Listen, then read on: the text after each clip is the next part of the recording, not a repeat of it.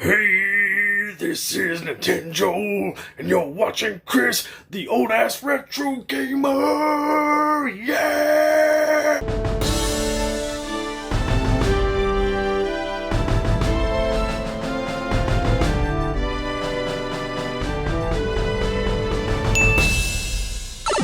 Hey everyone, Chris, the old-ass retro gamer here. Welcome to Day 6 in the Licensed Video Game Challenge.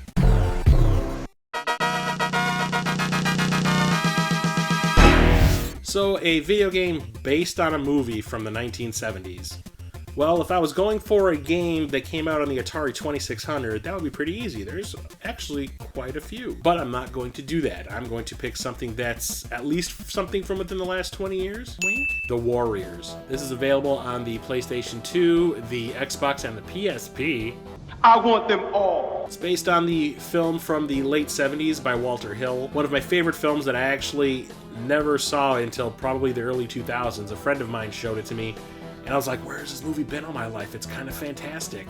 It's very comic booky and silly, but it's fun. So if you're not in the know, The Warriors is about a comic book style world where there are just gangs all over the frickin' place, and each one has like a theme. The Warriors is the gang that we follow in the movie. Big hair and leather vests, that's their MO. They're invited to go to this big powwow between this really highly respected gang leader who wants to bring all the gangs together and like take over the country. Someone kills that guy during the meeting, and the Warriors are fingered for the murder, and for the rest of the movie they are on the run trying to get back to their turf at Coney Island before all the other gangs can catch up to them and kill them. You're not playing through that scenario in this game. Not at all.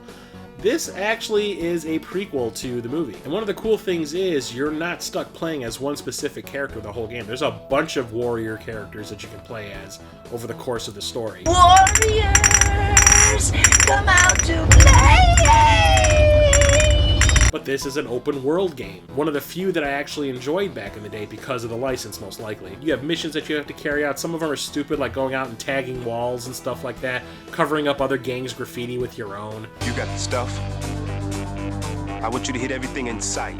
I want everybody to know the Warriors were there. Most of the time, it's a beat 'em up, and you're going around just bashing people's heads in with your fists, with weapons you pick up, guns, what have you. I'll shove that bat up your ass and turn you into a popsicle. And while you're playing, you can actually command the other characters in the gang to do certain things, like fight alongside you or run or play defensively or whatever. It's kind of cool. If you're a fan of the movie, the story is actually quite awesome. Gives you more backstory on the characters so that when you go back and watch the movie, you actually feel like you know them a little bit more, which I thought was kind of awesome, that it actually makes the movie better. Yeah, the graphics aren't the greatest. They don't exactly hold up. They're not as awesome as I thought they were back when the game first came out. You know, graphics have improved quite a bit since the early 2000s.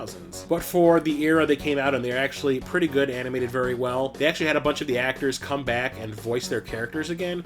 Only thing is, they're like 25, 30 years older, and they actually sound like old men playing young characters. It's kind of funny, but kind of adds to the kitsch factor of the game, which I really got a kick out of. And you get to see all the different gangs from the movie in there, the Baseball Furies being my favorite. You run into most of them over the course of the game, and it's pretty awesome when you do. The combat mechanics are pretty fun. They can be a little one-note toward the beginning, but as you get better at the game, the moves do as well. And it also has a two-player co-op mode, which is very welcome.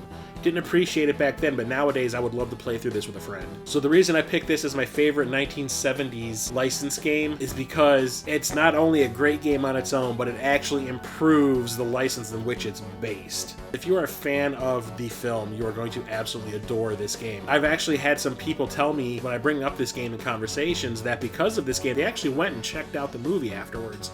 And we're like, yeah, the same thing that happened to me. Where has this movie been all my life? Which is fantastic. Can you dig it?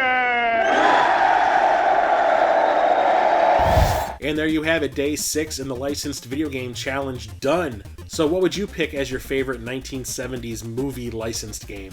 There's quite a few out there. Like I said, most of them are on the Atari 2600. It was kind of strange that of all the movies that Rockstar decided to license, The Warriors, but you know what? They did it justice. So let me know what your choice is for this topic in the comments if that's how you want to do it, or I would absolutely love to see some response videos on the topics that I'm talking about in this series. I don't expect it to happen, but if it does, Oh my god, I'll be so excited. So if you do decide to make a response video, leave the link in the comments below, or whatever your choice is for this topic. I look forward to hearing from you, and until tomorrow's next topic in the Licensed Video Game Challenge, I am Chris, the Old Ass Retro Gamer, signing off.